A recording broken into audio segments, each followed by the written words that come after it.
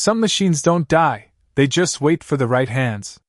That was the first thing Walter Hayes said when he stopped in front of the old Sherman tank, his voice low enough that almost nobody heard him. The Texas Military Heritage Museum was crowded that Saturday afternoon, packed with families, veterans, and tourists escaping the 100-degree heat outside. Kids ran between displays of helmets and rifles while guides gave speeches about America's armored history. But in the far corner of the outdoor yard, sitting beneath years of dust and rust, was the Sherman. Its faded olive paint had almost turned gray under the sun. The metal tracks were stiff with age. The engine compartment had been sealed for decades. A small sign hung in front of it, out of service. Non-operational since 1984. Walter stood there for a long time, staring at it like it was staring back. At 82 years old, Walter moved slow, his shoulders bent from age, his gray flannel shirt hanging loose over suspenders, his old boots dragging slightly on the gravel. Most people who passed him saw nothing more than another old man reliving history. But Walter wasn't just remembering history. He was measuring it. Behind him, a group of college-aged visitors laughed while taking pictures. One of them noticed Walter standing there. "That thing hasn't moved since Reagan was president," the young man joked. Walter didn't answer. His pale blue eyes stayed fixed on the tank's hull. There was something about it. Something familiar. 30 feet away, Ethan Cole wiped grease from his hands as he stepped out of the maintenance garage. At 29, Ethan was the museum's lead mechanic, the guy responsible for keeping the old displays clean and safe. He knew engines, knew steel, knew restoration. Or at least he thought he did. He noticed Walter standing there and walked over. "You all right, sir?" Ethan asked. Walter nodded once. "That tank killed men," Walter said quietly. Then after a pause, "and saved boys." Ethan gave an awkward half-smile. "Well, she hasn't done much of anything in 40 years. Walter leaned closer to the armor, brushing dirt off the side with trembling fingers. His hand froze. There, buried beneath rust and grime, was a faint scratch in the steel. Not random. Intentional. His breathing slowed. Ethan noticed. "You know these tanks?" Walter asked without looking at him. Ethan crossed his arms. "Know enough to tell you this one's dead." Walter finally turned. His eyes were sharp now, sharper than Ethan expected. "Dead?" Walter said. "No, son. Dead looks different." Ethan chuckled. "Trust me. That engine's frozen solid." Walter looked back at the Sherman, his fingers tracing the old armor. "You ever hear an engine begging to wake up?" Ethan laughed harder this time. A couple nearby visitors turned to listen. Walter ignored them. His eyes moved lower, to the hatch. And then he saw it. Something no one else had noticed in 40 years. The hatch had been welded shut, wrong. Not factory work. Field work. Wartime work. Walter's heartbeat quickened. Because if he was right, this wasn't just any Sherman. And if it was the tank he thought it was, then buried beneath all that rust was a ghost he never thought he'd see again. Walter kept his hand on the welded hatch, his fingers tracing the rough lines like he was reading Braille. The crowd around him had grown larger now, curious about the old man talking to a dead tank like it was an old friend. Ethan stepped closer, folding his arms, trying to hide the grin on his face. "Sir, I have worked here 6 years," Ethan said. "That hatch has not opened once. We sealed it after the last inspection because it was unstable." Walter barely looked at him. "You sealed history shut," he muttered. Ethan shook his head. "No, we preserved it." Walter leaned back and stared at the weld line. It was ugly, uneven. Quick work. Field work. Not museum work. His jaw tightened. "Whoever welded this did it in the field," Walter said. "Not in a shop." Ethan laughed. "You can tell that just by looking?" Walter looked over at him. "Son, I have seen welds done under rain, under snow, and under fire. Steel tells stories." The small crowd chuckled at that. Ethan gave a polite smile, but Walter could tell he was humoring him. Well, Ethan said, tapping the metal side of the Sherman. This story ended 40 years ago. Walter shook his head. No. This story stopped because nobody here knew how to listen. That got a few raised eyebrows. Ethan looked at the museum visitors watching. He did not want to look foolish in front of them. All right, Ethan said. You seem pretty sure of yourself. What exactly do you think this is?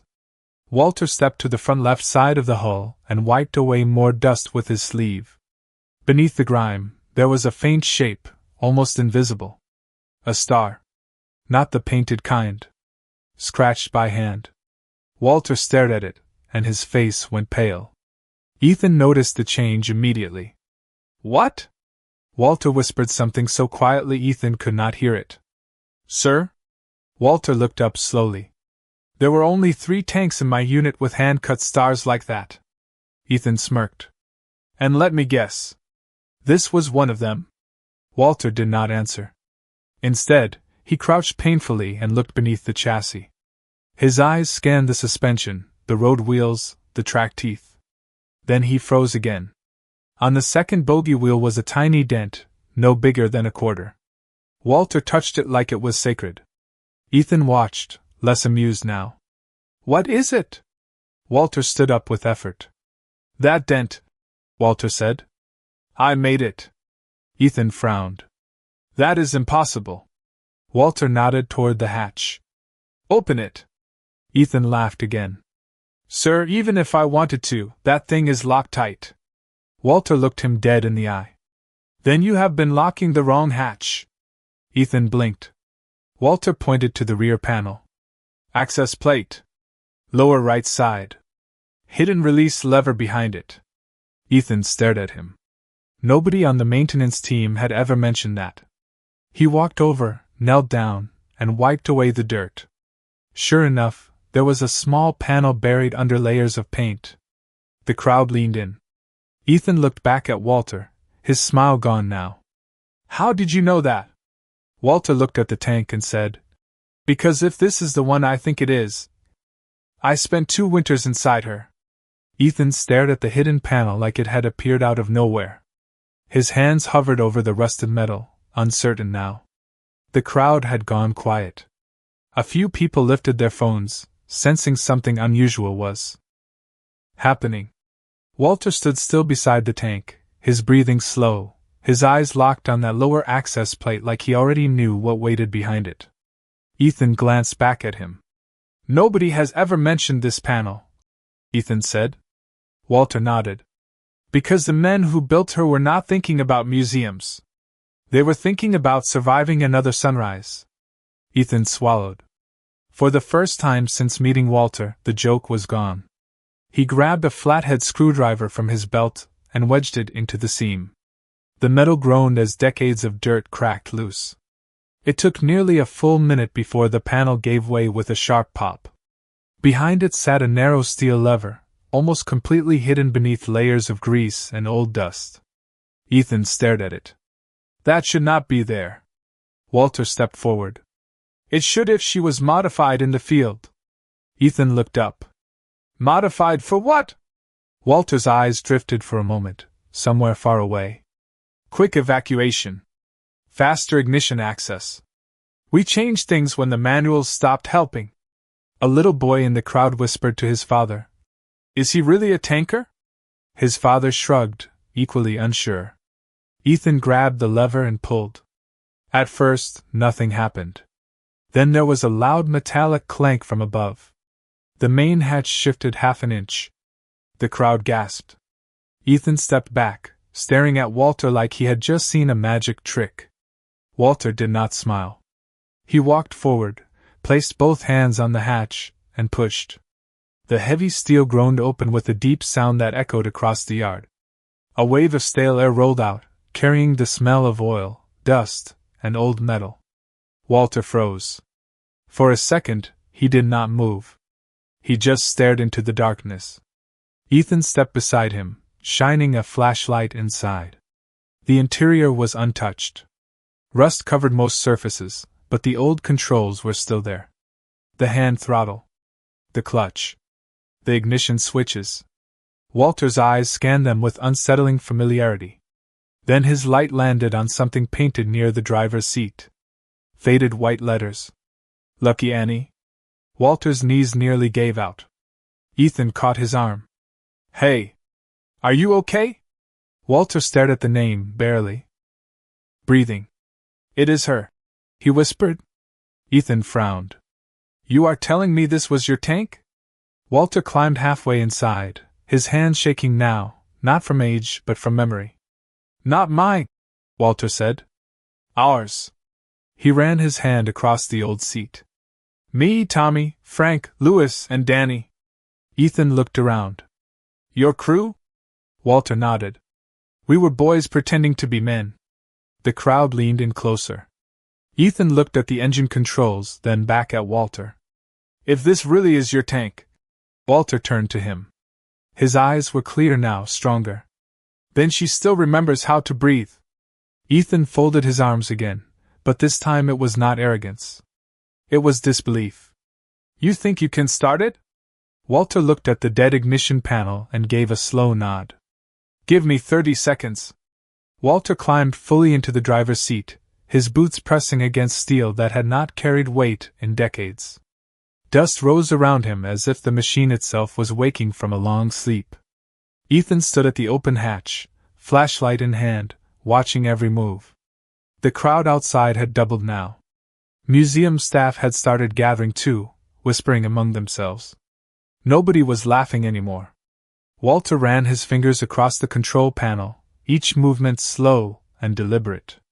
He touched the ignition switch, the throttle lever, the clutch pedal, and the choke. His hands knew where everything was before his eyes did. Ethan noticed that. You really remember all this? Ethan asked. Walter gave a faint smile. Son, when something keeps you alive, you do not forget it. He leaned down toward the floor and tapped the fuel primer. Stiff, he said. Then he looked up. Open the rear engine plate. Ethan blinked. Why? Walter's voice sharpened. Because if fuel settled for 40 years, she needs air before spark. Ethan hurried outside and ran around the back of the tank. He unlatched the engine compartment and lifted the heavy panel.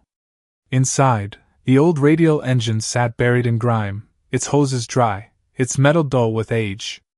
Walter climbed halfway out and pointed. See that feed line? Ethan nodded. Tap it twice. Hard. Ethan grabbed a wrench and hit it. A brittle crack sounded, followed by a drip of old fuel. Walter listened. Good. Means the line is not dead. Ethan stared at him. How do you know all this? Walter ignored the question. He pointed again. Manual choke. Pull it halfway. Ethan found it. Like this? Walter nodded. Good. Now listen carefully. Walter climbed back inside and sat down. He placed his left hand on the clutch and his right on the ignition. His breathing slowed. For a moment, his eyes closed. And suddenly the museum yard disappeared. In his mind, he was 20 years old again, freezing in Korea, hands numb, waiting for orders before sunrise. He could hear Tommy laughing in the turret. Frank cursing at the frozen tracks. Danny humming while loading gear. Lucky Annie had carried them through snow, mud, and fear. Walter opened his eyes. He was back. Ethan leaned into the hatch. What now? Walter looked straight at him. Prime the line. 3 pumps. Ethan pumped the fuel primer exactly 3 times. Walter adjusted the hand throttle a 1/4 inch. Not more, he warned. Too much and she floods. Ethan swallowed. The confidence in Walter's voice was unnerving. This thing has been dead 40 years, Ethan said. Walter rested his hand on the ignition switch. Machines remember habits better than people do. Outside, the crowd held its breath. A museum manager stepped forward, ready to stop this, but something in Walter's face made him hesitate. Walter looked at Ethan one last time. When I turn this switch, count to 5. Then pull the compression release. Ethan nodded. His hands trembled. Walter wrapped his fingers around the cold metal ignition and whispered to the tank. "Come on, Annie. Let us see if you still remember me." Then he turned the switch. The switch clicked, and for a moment nothing happened. The silence inside the tank felt heavier than steel. Walter kept one hand on the ignition and the other resting lightly on the throttle, listening. Ethan stood at the rear hatch, eyes locked on the engine compartment. The crowd outside had gone completely still. Even the children stopped moving. 1, Ethan counted.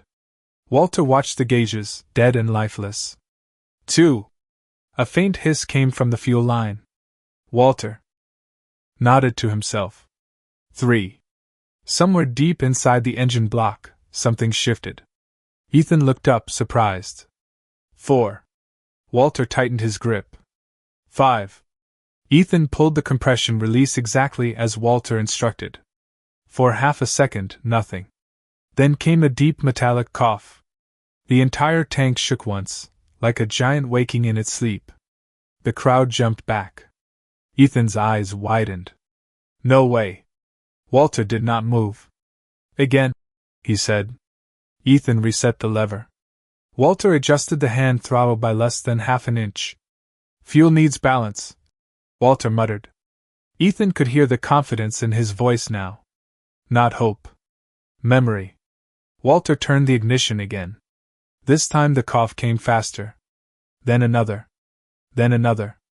Thick gray dust burst from the exhaust pipe, followed by a low grinding rumble that rolled across the museum yard. The engine was turning. Ethan stumbled backward, almost dropping the flashlight. The crowd gasped all at once. The sound grew louder, rough at first, uneven, like an old man clearing his throat after 40 years of silence. Walter leaned forward, listening to every vibration. His hand adjusted the throttle with tiny movements, precise, instinctive. The rumble smoothed out. The engine settled into a deep, steady growl. It was alive. Nobody spoke. Nobody moved. All they could do was stare at the impossible. Walter sat in silence, his hand resting on the controls, feeling the vibration through the steel floor. His eyes watered. Not from smoke. From memory. Ethan climbed back up to the hatch, his face pale. "That is impossible," he whispered. Walter gave the smallest smile. "No," he said. "Just forgotten." The museum manager stepped closer, stunned. "How in God's name?" Walter looked up at him. "These engines were built simple. Reliable. But they had habits. You had to know them." Ethan shook his head. "We had specialists inspect this thing. Military historians. Mechanics. Nobody got this close." Walter looked around the interior. His fingers brushed over old scratches in the metal, marks left by boots and tools and years of hard use. Then something caught his eye beneath the radio mount. A loose panel. It rattled from the engines. Vibration. Walter frowned. That panel had not been loose before. He reached down and touched it. The metal shifted. Behind it, there was a hollow space. Ethan saw it too. Was that always there? Walter stared at it, his face tightening. Slowly, carefully, he pulled the panel free. Inside, wrapped in faded oilcloth, was a small bundle untouched by time. The engine kept rumbling around them as Walter held it in both hands. Ethan leaned closer. "What is it?" Walter swallowed hard. "I do not know," he said. "But nobody put it there by accident." The engine rumbled steady beneath them, its deep growl echoing across the museum yard like a voice from another lifetime. Walter sat frozen for a moment, holding the oilcloth bundle in his hands while the vibration of the machine ran through his bones. Ethan climbed halfway inside the hatch, staring between the running engine and the package like he could not decide which was more impossible. Outside, the crowd erupted into murmurs. People who had come for a quiet museum visit were now watching history breathe. The museum manager called for everyone to step back, but nobody wanted to miss what happened next. Walter slowly unwrapped the oilcloth. It had been tied carefully, protected from moisture and time. Layer after layer came loose until a small metal box appeared, no bigger than a lunch tin. The surface was scratched, rusted at the corners, but intact. Walter stared at it. His hands trembled harder now. Ethan noticed the look in his eyes. "You know what that is?" Walter nodded faintly. "I know who put it there." Ethan swallowed. "Who?" Walter ran his thumb across the lid. There, scratched into the metal, were initials. TM. Ethan read them aloud. TM.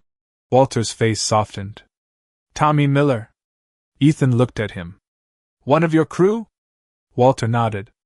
"Best driver I ever knew." The engine kept humming beneath them, almost like it was waiting too. Walter carefully opened the box. Inside were folded papers, yellowed with age, a silver pocket watch, and a chain with 2 old dog tags. Walter picked up the watch first. It was stopped at 4:17. His breathing caught. Ethan leaned closer. "What happened at 4:17?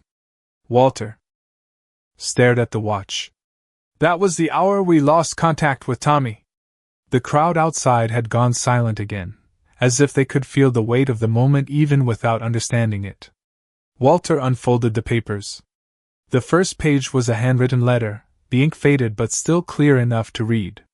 Walter recognized the handwriting immediately. Tommy's. Ethan looked at him. "Read it." Walter hesitated. For a second, he looked like he was about to put it away. But then he cleared his throat and began. "If anyone finds this, and if Walter is still alive, tell him he was the best stubborn fool I ever knew." Ethan smiled faintly. Walter's lips trembled. He kept reading. Tommy wrote about their freezing nights inside the tank, about their jokes, about promises they made if they ever got home. Then Walter stopped. The last line hit him hardest. "If this old girl ever runs again, it means Walter made it back." Walter lowered the letter, staring at it in disbelief. Ethan looked at him, stunned. "He wrote that for you?" Walter nodded, unable to speak. Outside, even the museum staff looked emotional now. The tank's engine kept running, steady and strong, like it had been waiting all these years to deliver that message. Ethan glanced around the interior and shook his head. 40 years sitting dead, and it comes back to life the same day you find this." Walter looked at the dashboard, then at the letter in his hand. "Maybe she was never dead," Walter whispered. "Maybe she was just waiting for me to come back." Walter sat quietly in the driver's seat, Tommy's letter still in his hands while the old engine hummed beneath him like a heartbeat from the past. The museum yard was silent except for the steady rumble of steel and pistons. Ethan stayed beside the open hatch, his eyes fixed on Walter, no longer seeing an old man but something else entirely. Something heavier. Something history books could never fully explain. Walter folded the letter carefully and placed it back inside the metal box, alongside the pocket watch and dog tags. He held Tommy's tags in his palm for a long moment, rubbing the worn edges with his thumb. Ethan spoke softly. "What happened to him?" Walter looked down at the tags. "Winter of 1953, he said. "We were stuck on a ridge for 3 days. Snow up to the tracks. Fuel running low. Radio's dead." Ethan listened carefully. The crowd leaned in too, hanging on every word. Walter looked around the inside of the tank, his eyes tracing every bolt and scratch. "Tommy was the best of us. Fast hands. Quick mind. He could hear engine problems before they happened." Walter smiled faintly. "He used to say Lucky Annie had moods." Ethan glanced at the dashboard. "And did she?" Walter nodded. "Every machine does." Walter pointed to a dent near the right panel. "That happened when Tommy misjudged a bridge crossing by 2 inches. Ethan laughed quietly. Walter pointed to another scratch near the turret ring. "That was Frank dropping his wrench because he was half asleep." He touched the driver's seat. "Danny carved his initials under here when we were waiting for Christmas supplies." Ethan looked underneath and found them. DS. Still there. His eyes widened. The tank was not just real. It was their home once. Walter took a long breath. "Most people look at old steel and see scrap. I see mornings. I see cold coffee. I hear bad jokes. Ethan nodded, understanding now. You carried all this for 70 years? Walter looked at him. You do not carry it. It carries you. Outside, the museum manager stepped closer. Mr. Hayes, he said carefully, would you be willing to tell us more? About this tank? Walter looked at him, then around at the faces watching. Children. Parents. Young veterans. Curious strangers. He saw respect there now. Not pity. Respect. Walter gave a small nod. This machine kept 5 boys alive long enough to become old men. That deserves remembering. Ethan looked at the engine controls. Can she move? Walter looked at him. Maybe. Ethan blinked. You are serious? Walter reached down and tested the gear lever. It resisted, stiff from age. He worked it slowly. Metal groaned. Then it shifted. The crowd stepped back instinctively. Ethan stared. You are not actually going to drive it? Walter smiled for the first time. Only a few feet. The museum manager hesitated, then nodded. Do it. Walter placed Tommy's dog tags around his wrist, tightened his grip on the controls, and eased the clutch forward. The old Sherman shuddered beneath them. And after 40 years of standing still, Lucky Annie rolled forward 3 feet. The Sherman rolled forward with a deep metallic groan, its tracks grinding over gravel for the first time in 40 years. It was only 3 feet, but to everyone watching, it felt like watching a mountain move.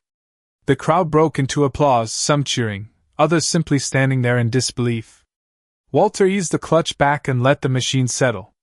The engine kept idling, steady and strong, as if the decades between then and now had disappeared. Ethan climbed fully onto the hull and looked down into the hatch, shaking his head. I cannot believe this, he said. All these years, and nobody knew. Walter looked up at him. That is how history works.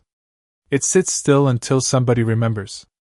Ethan nodded slowly, the words sinking in. He was not the same man who had laughed at Walter an hour ago. The museum manager stepped closer, his face full of amazement. Mr. Hayes, I do not even know what to say. Walter looked around the yard. You do not have to say anything. Just do not forget. The manager looked at the running Sherman, then at the crowd filming with their phones. Forget? Sir, this will be all over the internet by tonight. Walter gave a tired smile. Ethan jumped down from the tank and stood beside him. For the first time, his voice carried no pride, no sarcasm. Only respect. I owe you an apology. Walter looked at him. Ethan lowered his eyes. I thought you were just another old guy telling stories. I did not understand. Walter placed a hand on Ethan's shoulder. That is because you were taught machines, not men. Ethan looked back up. Teach me. Walter blinked. What? Ethan nodded toward the tank. Everything. How to hear engines. How to read steel. How to know what the manuals miss. Walter studied him for a moment. The kid had changed. That much was clear. Walter smiled. That takes time. Ethan smiled back. I have got time. Walter looked down at Tommy's dog tags wrapped around his wrist. He could almost hear Tommy laughing at the whole thing. The old tank roaring again. A young mechanic asking for lessons. Life had a strange way of circling back. The museum manager cleared his throat. Mr. Hayes, we would like to make this official. Walter raised an eyebrow. Official? The manager nodded. We want to reopen the Sherman restoration program. And we want you to lead it. Walter laughed softly. At my age? The manager smiled. At your experience. Ethan grinned. Looks like you just got a new job. Walter looked at the tank, then at the faces around him. Kids staring at him like he was a hero. Veterans standing straighter. Ethan waiting for an answer. He had walked into the museum that morning just to kill an afternoon. Now it felt like something bigger had found him. Walter nodded slowly. All right. The crowd cheered again. But as Walter turned back toward the open hatch, something caught his eye. Scratched into the inside edge of the steel, hidden where nobody would normally look, were words he had never seen before. He leaned closer. It was Tommy's handwriting. And the message made Walter stop cold. Walter leaned closer to the steel and brushed away the dust with the side of his hand. The scratching was faint, almost invisible after 70 years, but there was no mistaking Tommy's handwriting. Ethan stood beside him, trying to read it too. Walter's lips moved silently as he followed the words carved into the metal. Then he read them out loud. "If you are reading this, old friend, then you made it farther than the rest of us ever thought." Walter stopped, his voice caught in his throat. The crowd had gone silent again. Even the engine seemed quieter now, its low hum steady beneath them. Walter kept reading. "Do not waste the years we bought you. Live enough for all of us." Walter stared at the words, unable to move. For a moment, he was 20 again, hearing Tommy laugh in the cold, hearing Frank argue over coffee rations, hearing Danny complain about frozen boots. All of them young. All of them certain they had forever. Ethan looked at Walter, his voice soft. "He left that for you." Walter nodded slowly. "And I never knew." He rested his hand on the steel beside the message. All these years, the words had been sitting here, waiting. Not buried in a box. Not hidden in some archive. Right here, inside the machine that carried their lives. Ethan stepped back and looked around the tank with new eyes. "You know," he said, "I used to think history was dates and facts. Things in books." Walter smiled faintly. "History is people. The rest is paperwork." The museum manager climbed up beside them. "Mr. Hayes," he said, "we want to preserve all of this. The letter. The box. The engraving. But only if you agree." Walter looked at Tommy's dog tags wrapped around his wrist. "The tags stay with me," he said. The manager nodded. "Of course." Walter looked back at the message scratched into the hatch. "But the story stays here." The next morning, the museum opened early. Word had spread overnight. News trucks lined the parking lot. Veterans came from neighboring counties. Families brought their kids. By noon, more than 500 people had gathered around the Sherman. Walter stood beside it wearing the same flannel shirt, Tommy's dog tags hanging around his neck now. Ethan stood beside him, cleaner than usual, notebook in hand like a student ready for class. The museum unveiled a new brass plaque. It read "Lucky Annie. Restored and restarted by Walter Hayes. In honor of the men who rowed her home." Walter stared at it for a long time. Ethan looked at him. "What now?" Walter smiled and handed him an oil-stained wrench from his pocket. "Now you learn to listen." Ethan took it like it was something sacred. Walter climbed onto the hull one last time and rested his hand on the warm steel. The machine was quiet now, but no longer forgotten. Neither were the men who had lived inside it. For the first time in decades, Walter felt lighter. Not because he had found the tank, but because after all those years, he had finally found the piece of himself he left behind. And somewhere deep in the stillness of old steel, he could almost hear Tommy laughing, like he had been right there all along.